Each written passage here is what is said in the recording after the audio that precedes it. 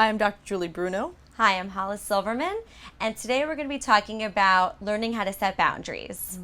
So, what a strong, healthy boundary looks like, it means that you're taking responsibility for your own actions and emotions and not taking the responsibility of other people's actions and emotions.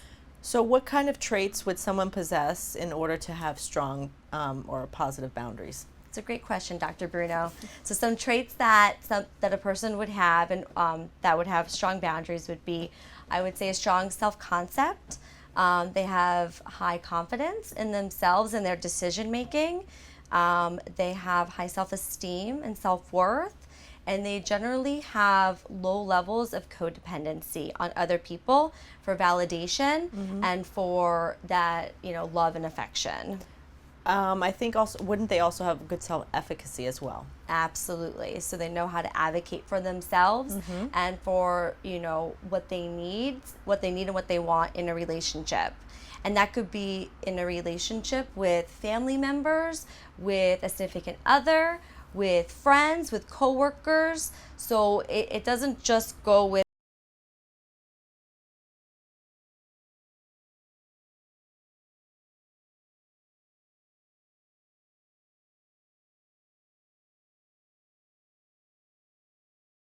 How does one learn good boundaries?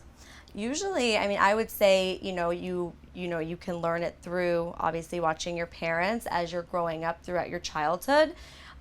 If you have had, parents that maybe haven't displayed strong boundaries, I would say maybe watching, even if you have an older sibling and they've gotten married, you can watch maybe through them, through the examples of maybe, your other friends growing up. So it's a lot of environment, I would say, is where people learn strong boundaries. And maybe trial and error. Maybe, you go into a relationship and you don't have boundaries, and then you kind of have to go through, the process to learn how to set them. What's good for you?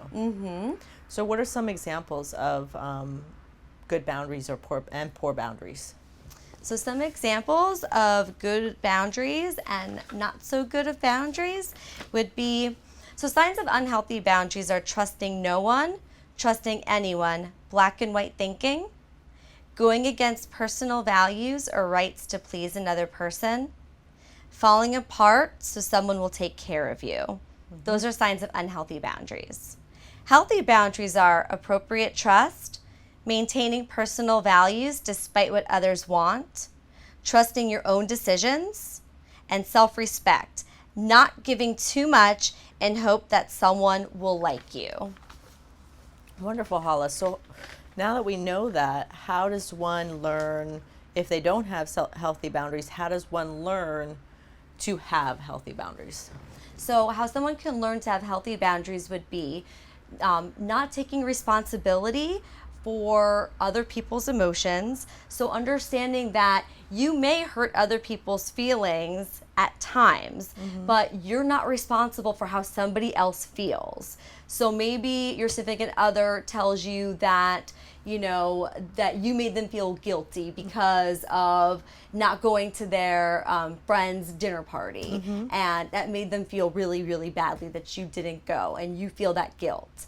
Well, you're not responsible for, your significant other, feeling bad or getting angry at you, but you are responsible for your own guilt that you're having. So you're assuming responsibility for yourself and not assuming responsibility for somebody else's actions or emotions.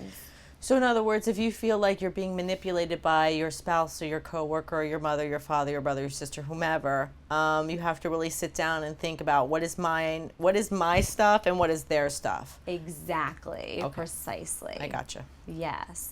So also I would say that, you want to make sure that you don't have these strong expectations. There's only so much that two people can do. You can't put all your eggs into one basket, meaning if you're in a relationship with somebody and you expect them to fulfill every emotional need that you have, you're going to be disappointed because not one person can accommodate all of your needs. So it's really, really important for you to have other people in your life that can fulfill other needs that you may desire.